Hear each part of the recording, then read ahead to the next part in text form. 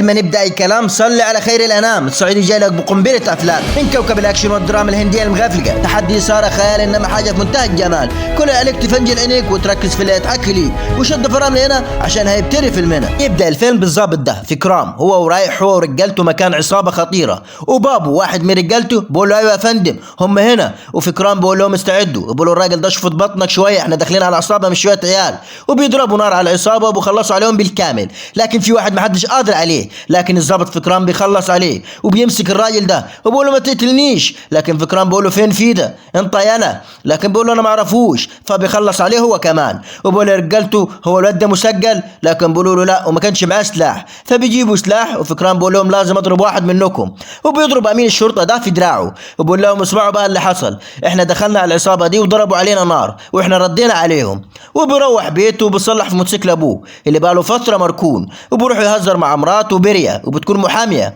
وتاني يوم بيروح الاسم وبقول لامين الشرطه ده مبروك انا سمعت ان انت سديت القرض بتاع ابوك، بقول له ايوه يا فندم، وبروح مع امين الشرطه ده وبقول له احنا رجال شرطه المفروض نعرف المجرم من عينيه ان كان مجرم ولا بريء، والراجل ده بقول له حضرتك ترسل الموتوسيكل اللي بتقول عليه قديم جدا ومش هتلاقيه في السوق اصلا، بقول لامين الشرطه انا عايز الترسي ده عشان اصلح الموتوسيكل بتاع ابويا، هو الحاجه الوحيده اللي ورثتها من ابويا الضابط، ورئيسه في الشغل بقول له اسمع يا فكرام اوعى تنسى سبب تكوين الفرقه دي ان هي تدافع عن المظالم وتجيب لهم حقهم مش العكس يا حضره الضابط، اخر عمليه قمت ابويا المفروض كان جبت واحد من العصابه عشان يعترف عن مكان فيدا اخطر مجرم في الهند، لكن صاحبه عباس بيكذب وبقول له انا يا فندم المسؤول عن اخر عمليه عشان انا اللي قمت بيها مش فكرام، وفكرام بقول له انت عملت ليه كده يا عباس، بقول له انا عملت حاجات كتير غلط في حياتي ونفسي انا اللي ادفع الثمن مش ابني اللي في المستشفى اللي تعبان ومش لاقي حتى حق الدواء، فكرام بيحضنه، واليوم اللي بعده فكرام بيشرح لهم خطه ما تخرش الميه عشان يمسكوا فيدا اكبر مجرم في الهند واللي عمل جرائم كتير ومحدش في الحكومه قادر يمسكه،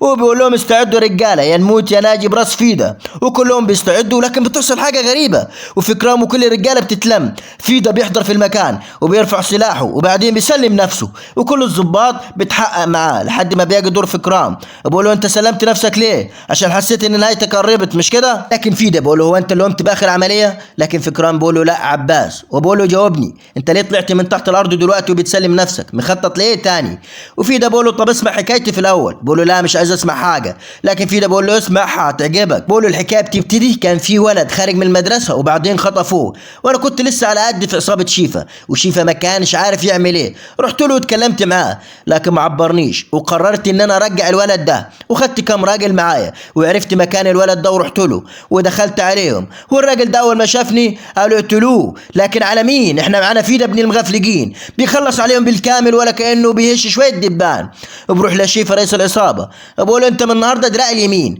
والراجل ده بقول لابوه انا مش هسيب فيدا ياخد مكاني، والراجل ده بقول للعيال اسمعوا كل واحد هياخد كيس مخدرات وتروحوا توزعوهم، ولو الحكومه مسكتكم انتوا ما تعرفوش حاجه عننا، وفيدا بيلاقي اخوه شتاك مع العيال دي وبقول له اسمع يلا انت تراعي دراستك ومدرستك، وشتاك بقول له اخوه انا نفسي يبقى معايا فلوس زيك، فيدا بقول له ما تعملش كده تاني، واليوم اللي بعده نفس الراجل بيديله كيس فيه مخدرات لكن ما بيرضاش، وبتاخد الكيس تشنده صاحبه شتاك، لكن الحكومه بتجري وراهم وبتمسكهم، وشتاك بيعترف على العصابه والعصابه بتمسك شتاك وبيضربوه في ايده، وفيدا اول ما بيعرف بيروح يعالجه، وبعد كده الجن اللي جواه بيحضر بقول للظابط فكرام يا ترى لو ما كانت تقتل مين اللي ضرب شتاك وعوره ولا اللي حرض عليه، لكن فكرام بقول له اكيد اللي حرض، فيدا بقول له انا عملت كده بالظبط، وفيدا بقول له انا كده خلصت اتكلم بقى مع المحامي بتاعي وبتكون مراته بيريا وبتقدر تطلعه، وفكرام اول ما بروح البيت بقول لها اللي موكلك ده اكبر مجرم في الهند، لكن بتقول له ما فيش دليل واحد يدينه ولا حتى ضده،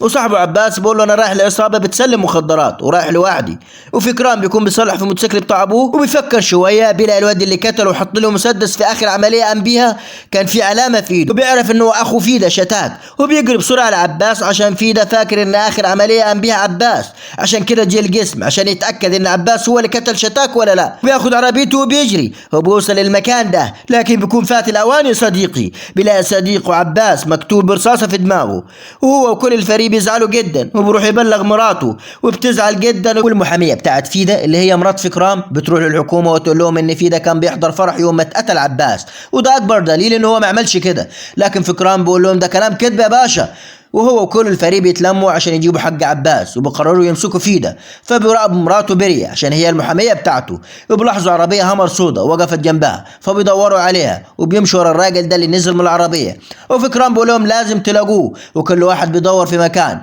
وفيدا بيعرف وبيحاول يهرب منهم، لكن الضابط فكران بيمسكه وبينزل فيه تخبيط بالمسدس وبيدوس على بطنه وبيديله واحدة في التانية بيدوخه، وبيقول له قتلت عباس ليه؟ لكن فيدا بيستسلم وبياخده في الغابة دي عشان يخلص عليه. فكران بيقول له عملت مصايب كتير، لازم ترتاح وتريح الناس بقى. وفيدا بيقول له لا يا شيخ. وفيدا بقول له طب اسمع الحكايه دي واعتبرها اونيتي قبل ما اموت. بقول له عملت عمليه واستلمت فلوسها، لكن سرقوها من العربيه واتلميت عليهم كلهم ضرب، وضربوا فيا لحد ما شفت واحد بيضرب اخويا، فقمت ضربت فيه وكسرته، وقلت لشتاك ما تتدخلش في اي حاجه تخصني تاني. وعرض علي اني ابطل اني اكون مجرم، وانه اعمل مشروع كويس بيكسب الثلاث اضعاف، وحاول يقنعني اني اسيب طريق الشر والعصابات. وسلمت الفلوس لشيفا، وبعدين حضني وعرض علي ان الفلوس دي شغالها مع اخوه شتاك، ودول 10 مليون روبيا. لكن بيحصل اللي ما كانش على البال ولا على النية. بيروح شتاك البيت بيلاقي الدنيا مقلوبة وبكون سرقوا الفلوس، وفيدا بيعرف، ورئيس العصابة شيفا بقول له دي مشكلتك مش مشكلتي يا فيدا، انا عايز فلوسي.